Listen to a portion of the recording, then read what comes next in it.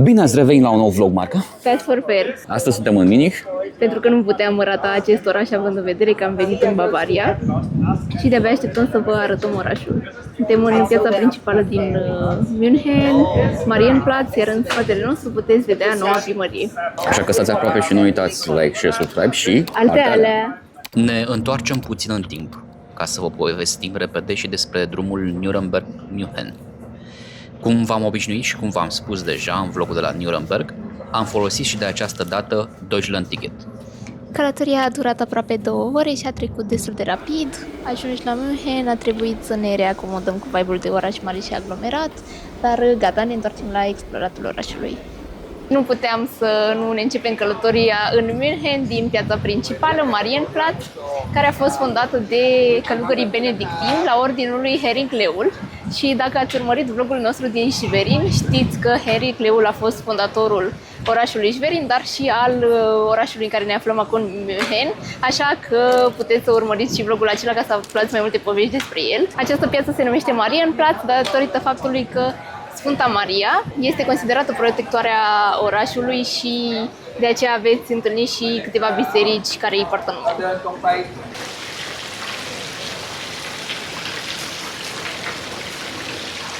Chiar lângă Marienplatz întâlnim Catedrala Sfântul Petru, una dintre catedralele principale din centrul orașului. A fost construită în secolul al XII-lea, dar recondiționată după incendiul ce a devastat-o în secolul al XIV-lea, precum și după bombardamentul din cel de-al doilea război mondial. Este cea mai veche catedrală din München. suntem în primăria din Munich, un ansamblu arhitectural exclusiv gotic.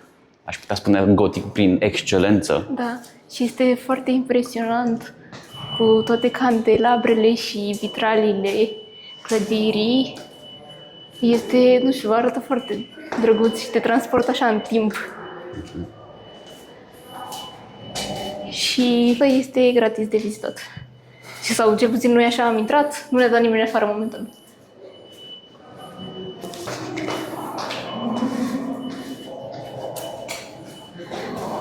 Cred că sunt niște puncte cheie din oraș pe vitralele astea.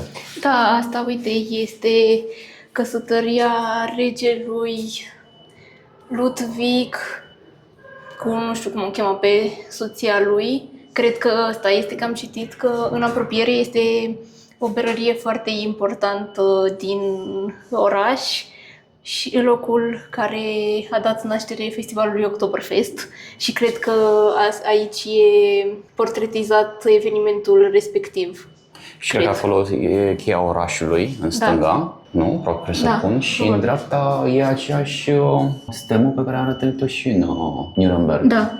Vezi? Da. Uite acolo, iarăși aici sus. Da, foarte, foarte impresionant. Uite, sus, uite, este fix... Stema Nurembergului, nu? Da, stema Nurembergului sus. Și fii atent aici jos, e un... exact ca fântâna pe care am văzut-o în Nuremberg, dar vezi că e o statuie de fapt. Ok.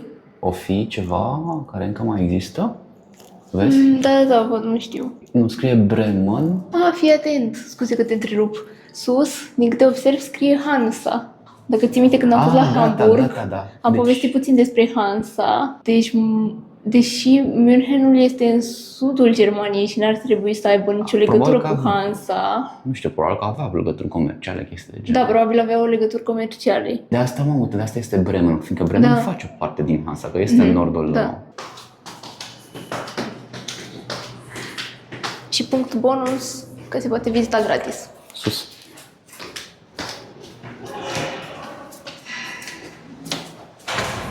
Zici că e un castel.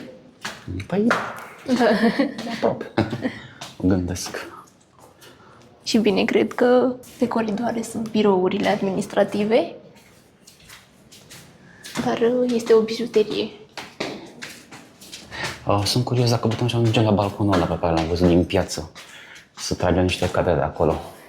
Cred că era un restaurant acolo sau o terasă. Cred. Hai că vedem acum. Aici nu se poate intra. Nu avem voie să intrăm.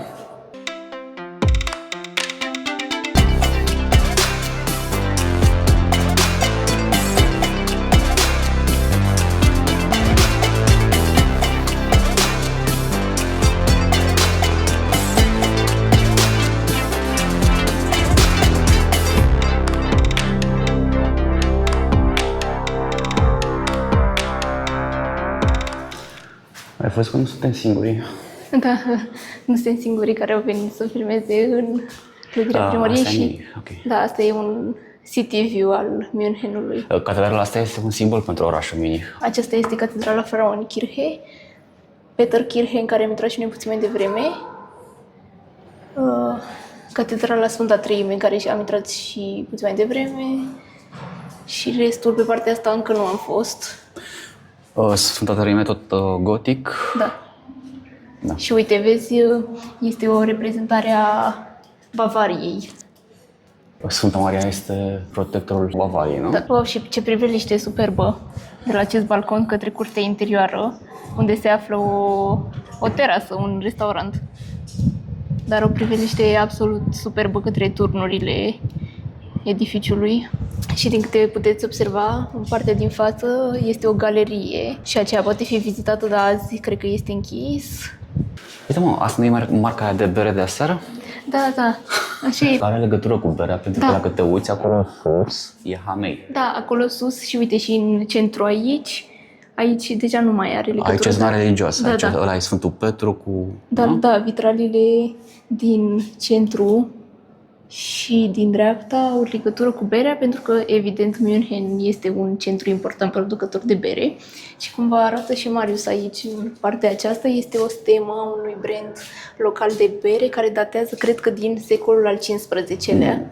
Ba da. Da, 1417 Da, pe care a scris, nu? Secolul al XV-lea și noi aseară, pentru că noi aseară am ajuns în München, ne-am oprit la un restaurant chiar în cartierul unde avem cazarea și se vedea sigla aceea lângă logo-ul restaurantului și chiar ne întrebam ce e cu brandul ăsta, dar sigur e un brand care are legătură cu berea și din câte vedeți foarte, foarte vechi. Cred că putem să ajungem și mai sus. Cred că da. Fiindcă am văzut cum este. Hai că vedem.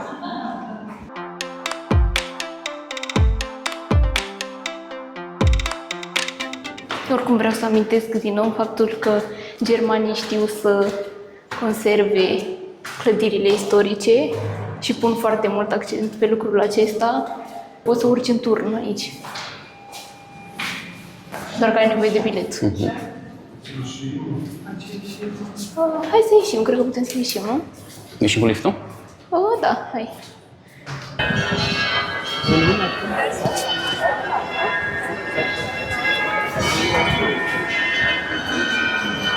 La ora 11 în fiecare zi, ceasul din noua primărie are o melodie foarte specială, timp de 15 minute. Puteți urmări acest spectacol, dacă îl pot denumi așa. Și este interesant faptul că melodia respectivă a fost cântată la nunta unui rege foarte important de aici, din Bavaria.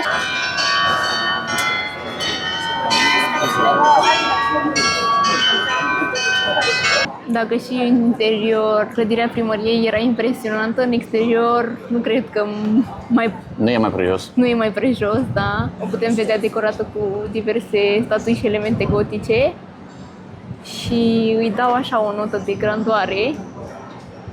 Nu e de mirare că este clădirea principală din oraș.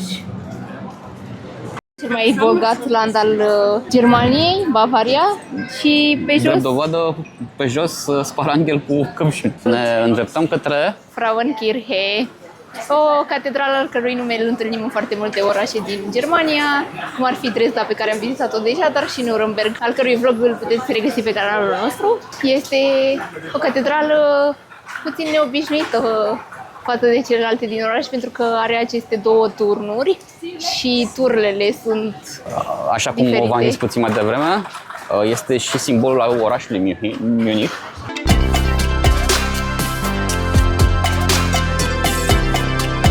Ce este interesant în Frauenkirche este o amprentă la intrarea principală în biserică și legenda spune că locuitorii orașului, pentru a putea finaliza construirea catedralei în timp de 20 de ani, au făcut un pact cu diavolul, au stat la masă cu acesta și au luat fix cantitatea de bani de care aveau nevoie pentru a putea finaliza catedrala, cu singura condiție de a nu adăuga ferestre catedralei.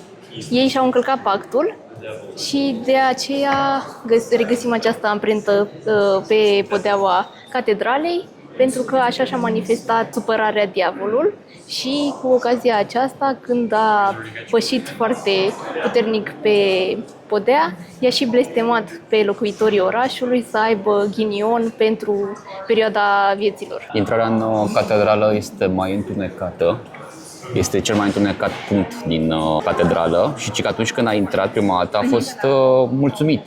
Okay. Că nu era atât de multă lumină, Da. dar a înaintat și când a dat de prima dată de ferestrele astea care sunt așa, a zis, bă, dar ce ați făcut voi aici, știi? Da, atunci a dat S-a seama enervat. că au încălcat pactul. Ne îndreptăm spre Residence, fostul palat regal al familiei conducătoare bavareze Wittelsbach. Suntem chiar la intrarea în muzeu, unde suntem întâmpinați de un ansamblu de statui care reprezintă muncile lui Hercule după ce a fost pedepsit pentru că și-a ucis membrii familiei. Funcția palatului, ca reședință princiară și sediu al guvernului conducătorilor, încă se reflectă în arhitectura și designul său interior. Aici putem admira în continuare decorurile originale, precum piese de mobilier, picturi, tapiserii sau obiecte religioase. O adevărată comoară. Astfel, avem ocazia de a face o scurtă călătorie în timp și de a ne imagina cum trăiau conducătorii Bavariei. Camera în care ne aflăm acum și pe care o puteți vedea se numește Antiquarium și găzduiește foarte multe statui și opere de artă din perioada antică romană.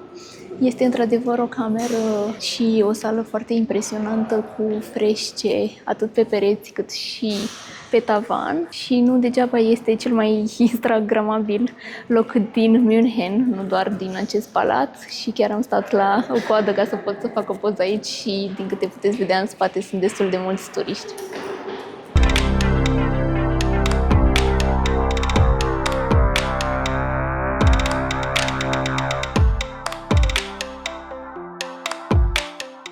Când am citit că palatul are 130 de camere, dintre care 10 sunt tezaurul, că are și o biserică și grădinile interioare, n-am zis că e chiar atât de impresionant, dar plimbându-ne prin el, efectiv am obosit. Trecem acum dintr-o cameră într-alta, fără să ne mai uităm foarte mult la toate detaliile. Este într-adevăr impresionant, dar ai nevoie de cel puțin jumătate de zi ca să le explorezi așa în tihnă. Dar este obositor, trebuie să vă recunosc că m-am săturat să văd atâta bogăție. Și în biletul pe care îl aveam pentru palat avem inclus și intrarea la Teatrul Regal, care, din câte puteți vedea, este absolut impresionant. Aceasta cred că era loja regală. Am ca sigur. Foarte impresionant decorat. Teatrul poartă numele arhitectului care l-a conceput, François Cuvier, și a fost construit în secolul al XVIII-lea drept teatrul personal al electorului Maximilian Joseph al III-lea. Clădirea teatrului a fost distrusă în timpul celui de-al doilea război mondial, dar restaurată ulterior la forma pe care o vedem astăzi. Decorurile sculptate elaborat de la etaje încadrează sala teatrului în stilul rococo-bavarez, fiind o adevărată operă de artă. Ne aflăm în Odeonplatz, Werdenhalle. Dacă veți constata că există o asemănare între logia care în momentul de față, din păcate, e în renovare și ceea ce am văzut în Florența, nu e întâmplător. Regele Ludwig I, cel care era un mare admirator al artei italiene, și-a dorit să aibă ceva similar cu ceea ce a văzut în Florența și aici, în Munich. Din nefericire, tot acest spațiu este legat și de un moment mai puțin plăcut din istorie. Este locul în care Hitler a început puciul în 23.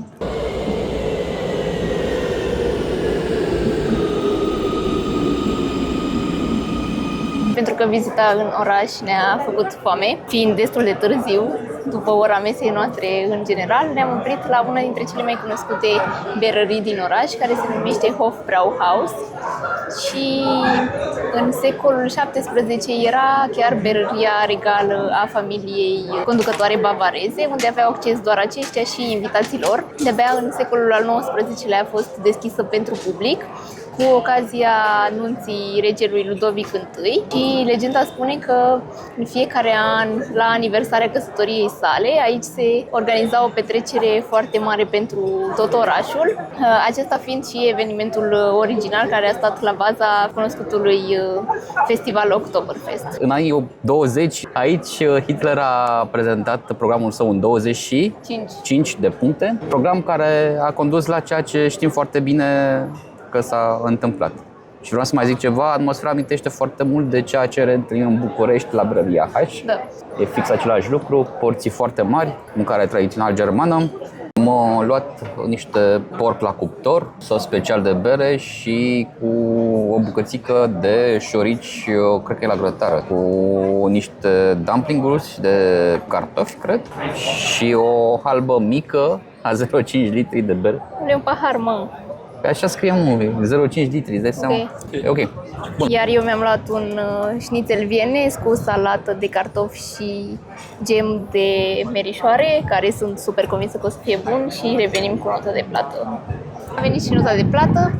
Felurile noastre de mâncare, fiecare a fost până în 20 de euro, iar băuturile undeva între 4 și 6 euro, deci niște prețuri cred că mai mult decât decente pentru locurile în care ne aflăm, pentru că asta m-a și uimit, m-a și luat să fie cu cel puțin 10-15% mai mult, dar mi se pare că a fost în regulă pentru locul în care ne aflăm, fix în centrul orașului, și mâncarea și serviciul sunt foarte, foarte bune, porții foarte mari și ne-am săturat, acum suntem gata să explorăm ce a mai rămas din oraș.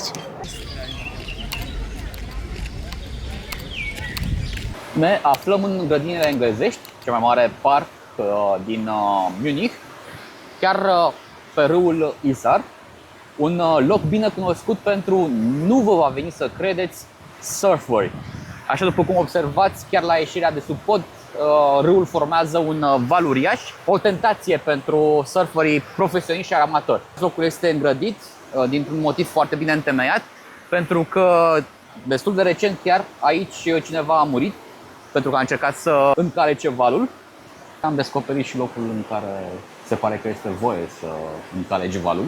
Sau nu, dându-ne seama după aceste semne, nu prea ai voie să faci chestia asta aici, dar aparent Aici mai domnul... Da. Băieții ăștia sunt lăsați să facă treaba asta aici, pentru că sunt vreo 5 sau 6. Dacă observ, nu au fost luate aceleași măsuri de siguranță ca cele pe care le-am văzut puțin mai devreme. Da, în partea cealaltă, acolo era complet închis, aici pare că e liber. Dar totuși, valurile sunt destul de puternice și chiar am văzut pe unul dintre băieții ăștia care încerca să se urce pe placă și a căzut instant.